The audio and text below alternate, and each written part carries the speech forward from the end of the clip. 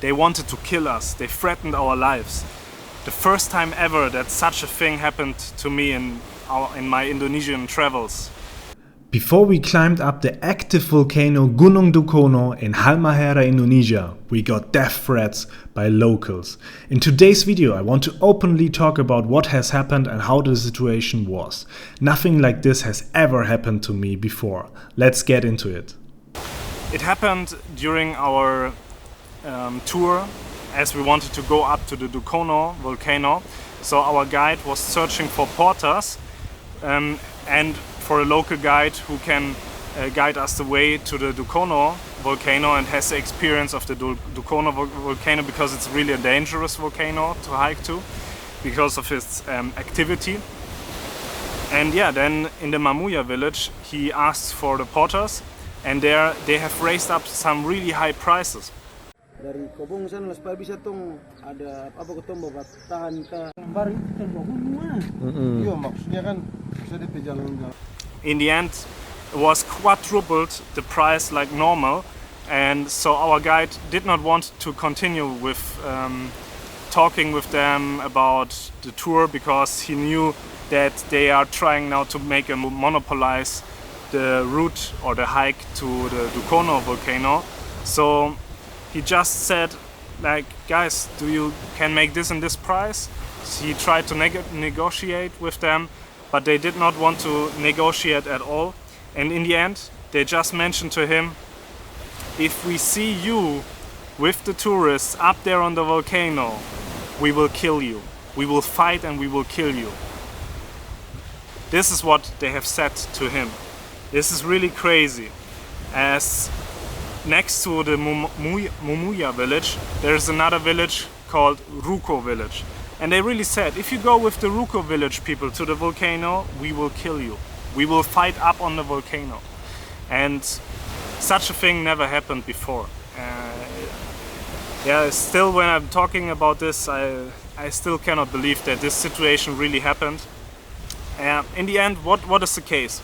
So basically, the people in the Maluku village, they try to make a monopoly from that business, let's say, from the Dukono hiking business. They want to really get that into their village, and really to say only we are the ones who are allowed to guide you up there. So they have a fixed price now, and it's, like I said, quadrupled the price than normal.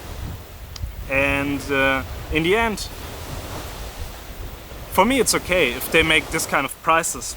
Like, I don't need to go with them if they make like 4 times the normal price. It's like flying with an airline. Yeah, if I select to go with airline X, yeah, and airline X has, let's say, $1,000 for a plane ticket, and there's airline B, and airline B wants to have $4,000.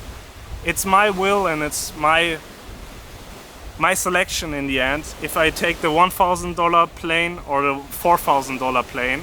And if I take the $1,000 plane, it is not normal that airline B will tell me now, hey, if you go with airline X with $1,000 and you're up on the air, we will shoot you and we will kill you. Like, this is not normal. Yeah.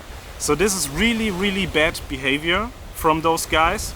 And of course, not all the people from Maluku village are bad people. But if there are people talking things like that, there must be made a case out of that. And exactly that happened. So we did not report them, but other people reported them.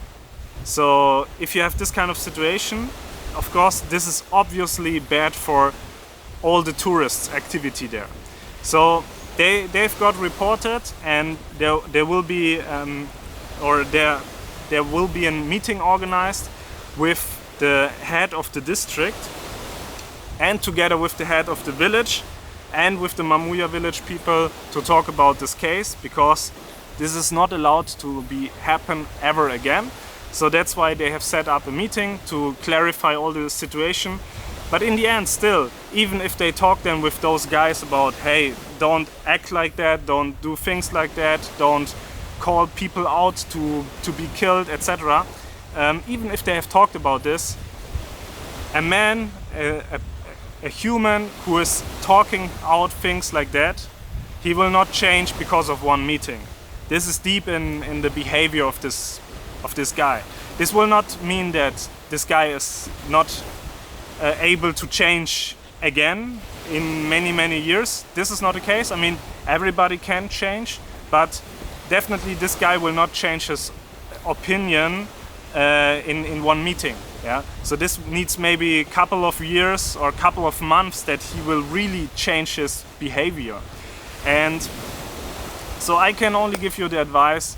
As I said, like, not all the people are in Mamuya village bad people, but there are these kind of people who said that, and they will not change in the next 2 weeks. Yeah, for sure not. So I can only recommend you going with the Ruko Village people, what we also did in the end, even though we have been threatened like that. Yeah, during my experience traveling through Asia, yeah, this was one of the most threatened situation which I've got to. Like this call out, yeah, if you go with other people, like from the Ruko Village people, if you go up there and we will see you, we will kill you, like this kind of threatening, I've not experienced yet during all my travels. And anyhow, I decided to do this because we have talked also with the head of tourists in that district, and he said it's safe, they are only talking, blah blah blah. And also I felt like this is lots of talking to make us scared. But in the end, if you would make now a perspective change, if you are now the guy who's telling out these things, what does he think that in the end, what will this bring for him? Like, if he threatens me that he will kill me if I go with other people, does he really think that I will go now with him to the mountain? Does he really think that? If someone speaks out a threat like this, a life threat like this, I will not ever go with him to the mountain. Not for any money on the world. I will not go with him, and I will not camp with him up there one night. This is crazy. So not at all I would do this. So that's why I deeply analyzed the whole situation, that it in the end is still safe. And so we decided to go with the Ruko Village people. We have talked with the Ruko Village people. We have talked with the head of the tourists. We have talked with our guide. We really talked with everybody to clarify the situation. And in the end, everybody was saying this is safe.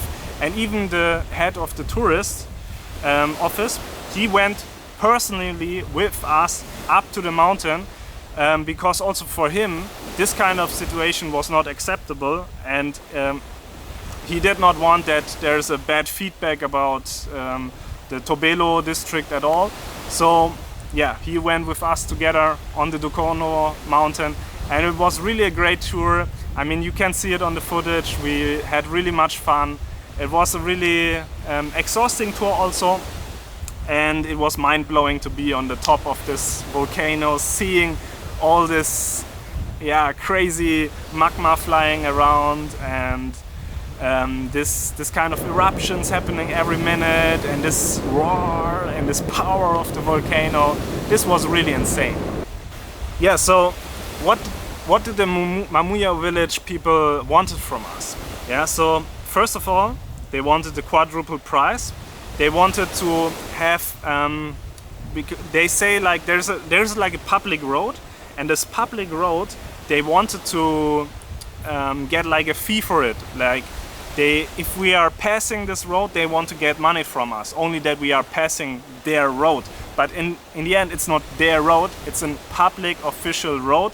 And also the Dukono mountain or volcano, it's not their area, it's not their volcano, it's not belonging at all to them.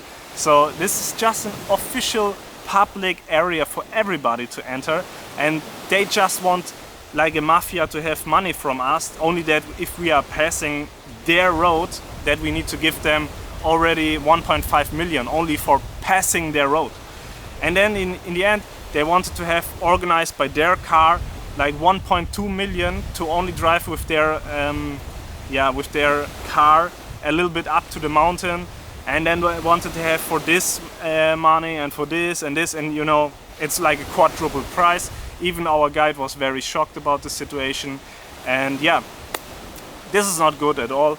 So with the Ruko Village people, you saw in the footage, or you will see in the footage, yeah, that it was Joe, the local guide from the Ruko Village. It was El and Gels, and also Yus, yeah, and together with them, an amazing team. We had so much fun together.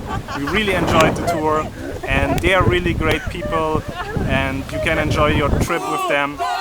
Unfortunately, due to this situation, we decided not to overnight at the Dukono mountain.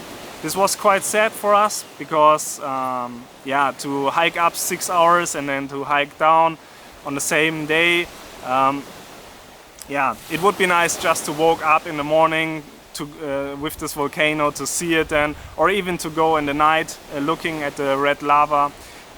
But yeah, due to this situation, we decided that this is yeah, not possible together with the Ruko Village people, and yeah, so we went just down again, but we had a really great time. Nothing happened, and the Ruko Village route is definitely a different road, because if this is the Dukono mountain, you have the Mamuya village from this side and you have the Ruko village coming from this side. So it's really the opposite side, and we can only recommend you to go with the Ruko village people. Yeah, so in the end, there will be a meeting organized. Everybody will clarify the situation together. So there was no crime or no violence in the end happening, which was really good, as we have talked with everybody, yeah, and aligned that this will be a safe situation. So that's why we also did the trip. And then in the end, as I mentioned, a meeting will be organized. They will clarify everything, and hopefully the situation will be solved soon. But in the end, as mentioned, a behavior like that will not change inside one meeting. This will be time and time taking, that they are really changing also what they are feeling in their heart and the violence they have. So I hope they will think about, really rethink their behavior, and time by time really changing also the behavior. Yeah, because this kind of violence situation, it's first time ever during my trips that I've experienced something like that. And yeah, I hope they are going their way, and they will learn from it, hopefully, and that they will also think about, like, if you're threatening tourists, do you think they will go ever on a tour with you? Or do you think you will have any good feedback at all? Like, this is now also the first time ever that I'm yeah, talking about a bad situation or a bad experience. Like, yeah, in my trips, usually I have really nice experiences, and yeah, unfortunately, sometimes also things like this can happen, and that's why I want to really talk about these things, which also happened to me, yeah, because maybe you can also learn from situations out of that, and I just want to, yeah, tell you from the story which I have experienced. And even though our channel is really positive oriented, with all our nice travel footage and with all the nice people we are talking to, traveling together, yeah, also to us, yeah, a bad situation can happen. But luckily, as mentioned, everything was going good, and I hope they will solve it. A big thanks to Joe, El, Gels and Yus, who made this climb an unforgettable experience which we will never forget.